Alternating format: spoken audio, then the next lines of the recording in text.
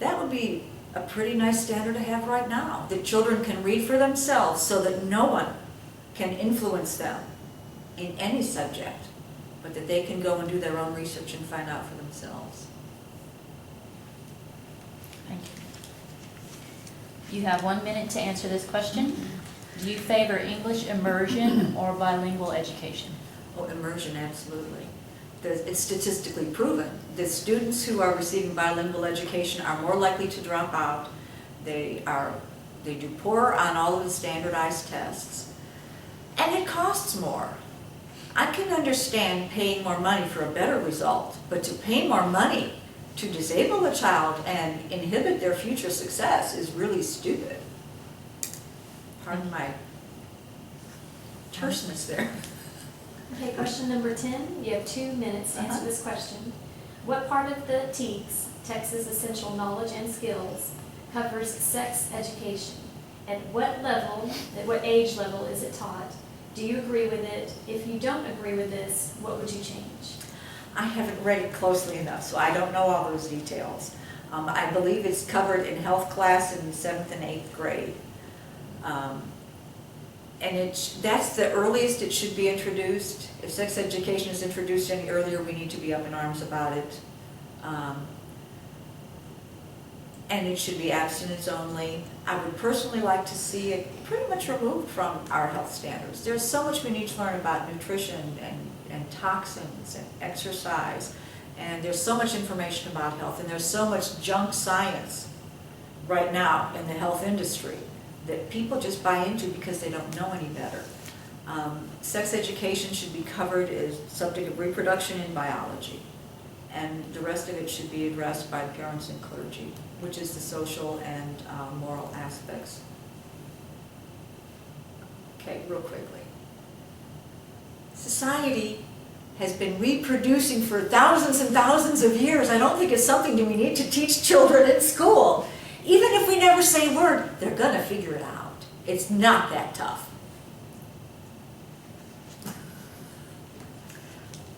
You have 2 minutes to answer this question. What is the importance of teaching the Magna Carta, U.S. Constitution, Bill of Rights, property rights, and private business ownership? What is the purpose of teaching those things? Importance. Well, it's very important. It shows the so gradual inching toward freedom of civilization over the course of, 6,000 years of recorded history. And when you study that history, it is a history of tyranny of the few over the masses. And there was this tiny little sliver that grew and grew and was persistent as can be, that led ultimately to the founding of America, and why America today remains the greatest threat to the tyrants of the world, including the ones in our own government. And if our children don't learn that, they will have a very difficult time, which is what we're seeing right now. We're having a hard time getting young people interested in retaining their liberty. They've been taught that it's better to listen to experts. We need them to know that they are the experts in liberty.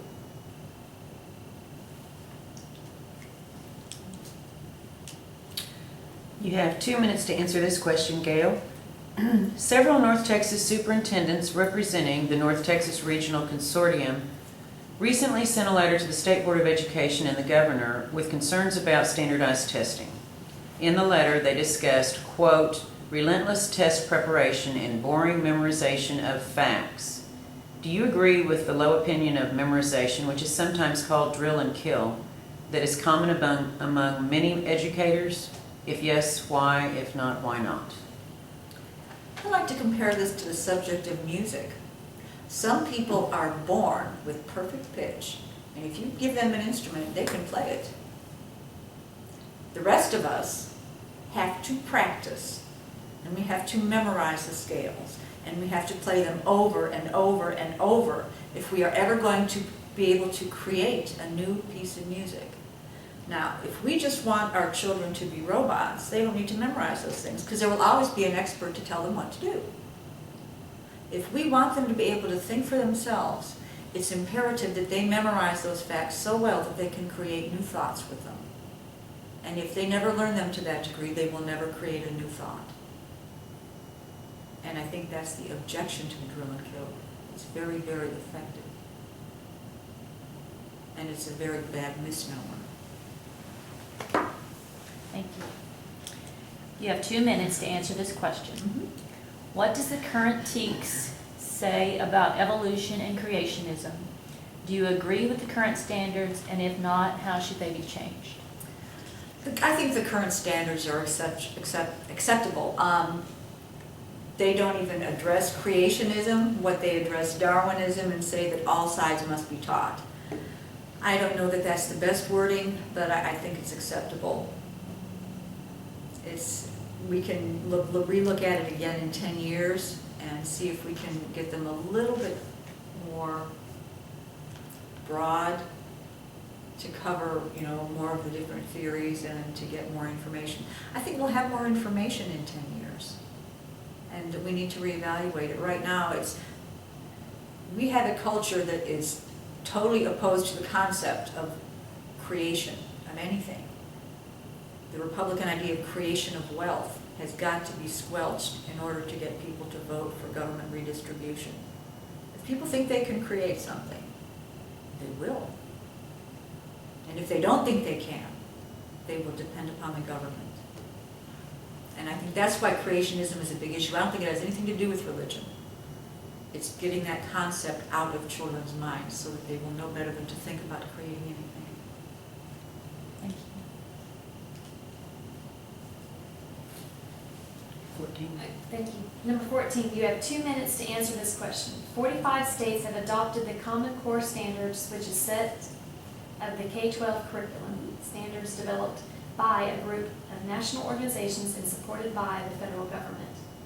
States who adopt Common Core are being granted waivers for meeting certain No Child Left Behind goals. States who do not adopt Common Core may be penalized with the loss of Title I federal money for low-income districts.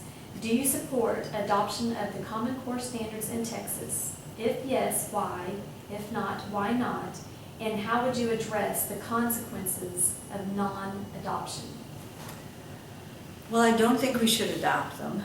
I think we need to take very strong, aggressive action to eliminate the U.S. Department of Education, and we need to stop sending so much money to Washington because we never get it back, and we get it back with strings compelling us to do things we don't necessarily want to do. One of the things I have not done yet and want to do is find out exactly what percentage of our school funding does come from the federal government.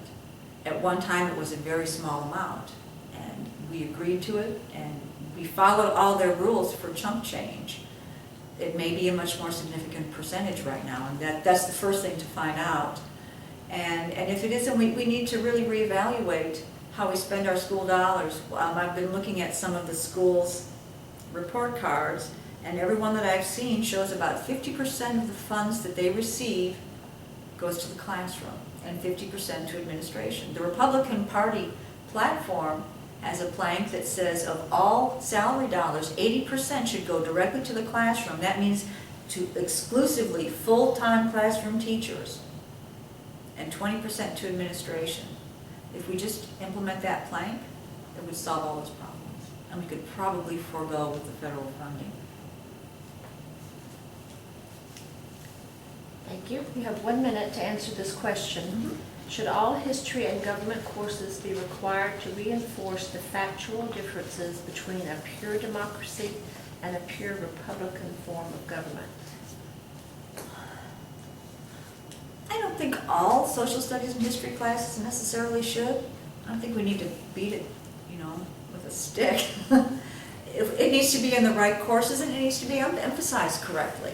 If we keep pounding it in relentlessly everywhere, someone's going to say, well, why?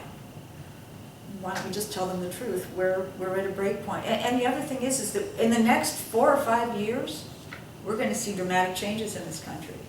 Either we're going to restore our founding principles and self-government, or we're going to become socialist. At which point, that's a moot question. So long-term, what goes into education needs to be the information that is going to have long-term value. They absolutely need to learn those things, but it doesn't need to be, too, extensive. But we need to put in information that is going to serve children whose future challenges we cannot anticipate. That means the broadest possible truth. You have 2 minutes on this question, Gail. Are alternative sexual lifestyles such as homosexual, bisexual, and transgender included in the TEKS? If so, at what grade level and in what course subjects, for example, English, science, or social studies? Do you agree with the TEKS or TEKS on this issue? To the best of my knowledge, that is not included in any of our TEKS at this point.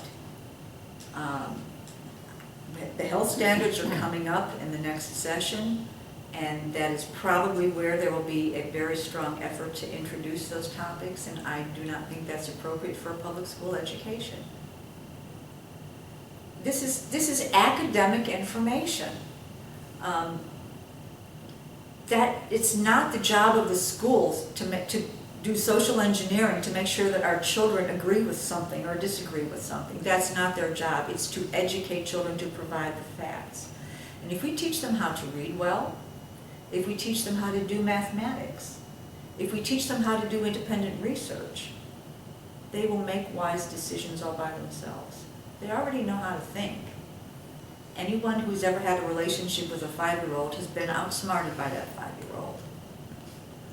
They just need more information to think with, and that is the job and the purpose of education.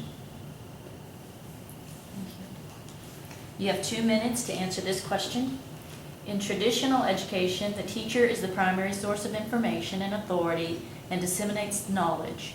In constructivism, the teacher acts as facilitator, interacting with and assisting students to construct their own learning. Please state your philosophy on constructivism versus traditional education.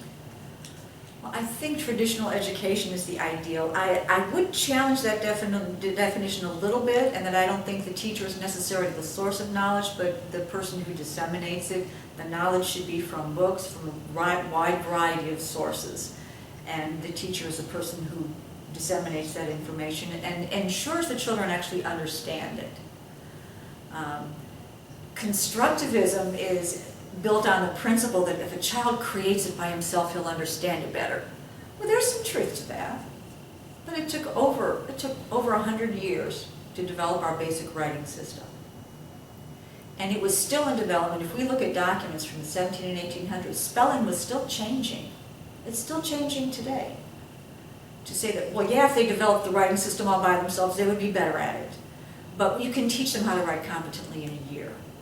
I think it's foolish. I think people are experimenting with our children. They don't know that that produces a better education for children. They might know that in the workspace, if they put a team together on a project, instead of one person telling everybody what to do, they might get a better product.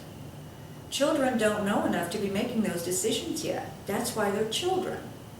And I see way too much assumptions that however adults are, well, we do the same thing with kids. Well, no. Children need authority, they want authority, and they do not have the information and the background with which to make those kind of decisions. They do not have the opportunity to excel in that constructivist model.